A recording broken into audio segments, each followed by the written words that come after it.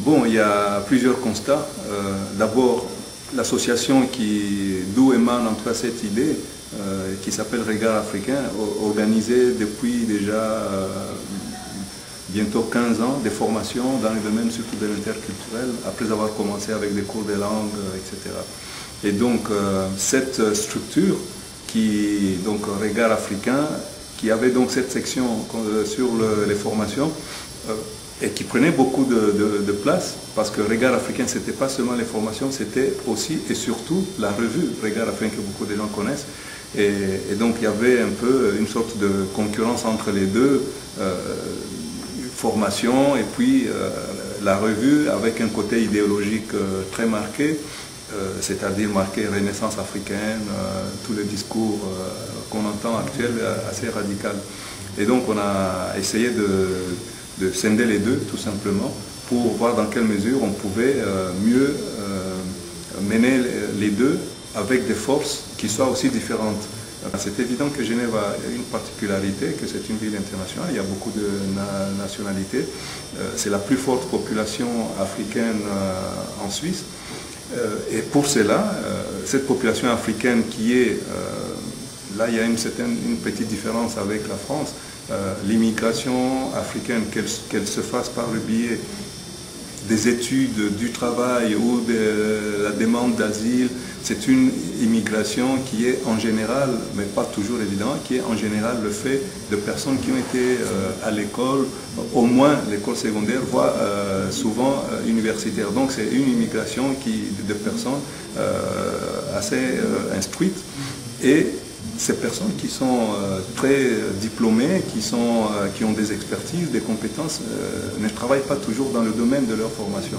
Et l'Université populaire africaine a pour mission de pouvoir rendre visible et de valoriser ces compétences-là qui sont un peu abandonnées ou tout simplement sous-valorisées à travers des métiers qui n'ont aucun rapport avec les formations qui ont été suivies. Et donc pour nous, cette exigence-là, elle est très très importante et je pense que c'est une exigence qui se pose partout où il y a des communautés africaines, parce que dans ces communautés, on trouve des personnes qui sont extrêmement compétentes, qui peuvent apporter beaucoup, et surtout aujourd'hui qu'il y a des problèmes que rencontrent les jeunes, et que dans le même temps que ces jeunes sont confrontés à des problèmes, il y a aussi des personnes adultes africaines qui vieillissent de plus en plus et qui peuvent apporter beaucoup à ces jeunes. Donc, les Africains doivent se retrouver par rapport à leur identité, et je crois que nous travaillons en tout cas sur ce segment, et parce que nous pensons que pour que les autres puissent nous reconnaître, il faut d'abord qu'ils puissent nous connaître. Et si les autres peuvent nous connaître, il faut que nous-mêmes, nous puissions nous connaître. Et les Africains, maintenant, se connaissent très peu, surtout positivement.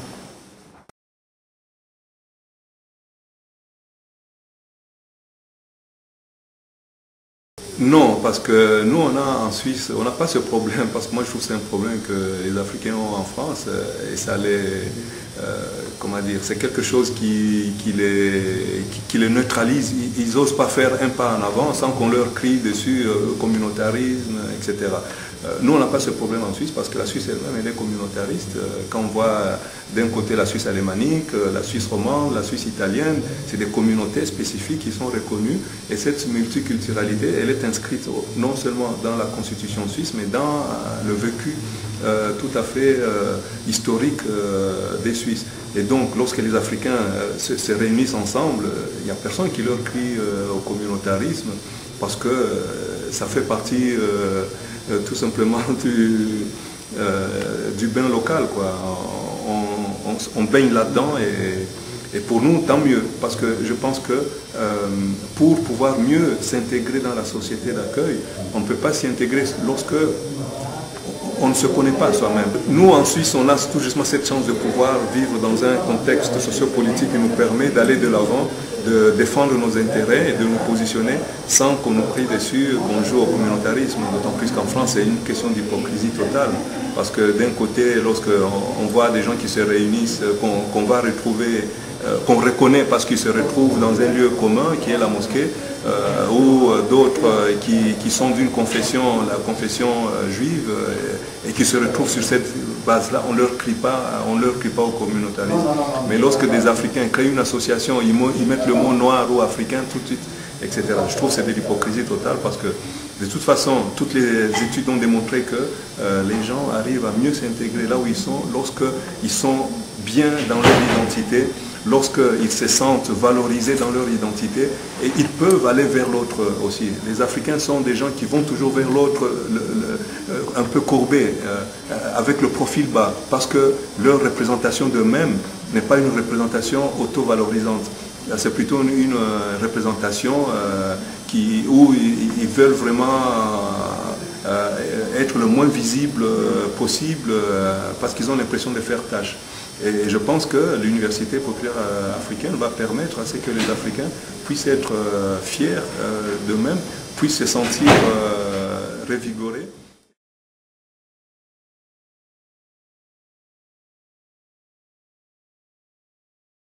Je suis né en Afrique, j'ai été éduqué en Afrique, je suis venu en Suisse en 1992 et depuis je vis ici et je me rends compte, donc j'ai pris la nationalité suisse, à partir de ce moment on dit que je suis un Suisse d'origine africaine.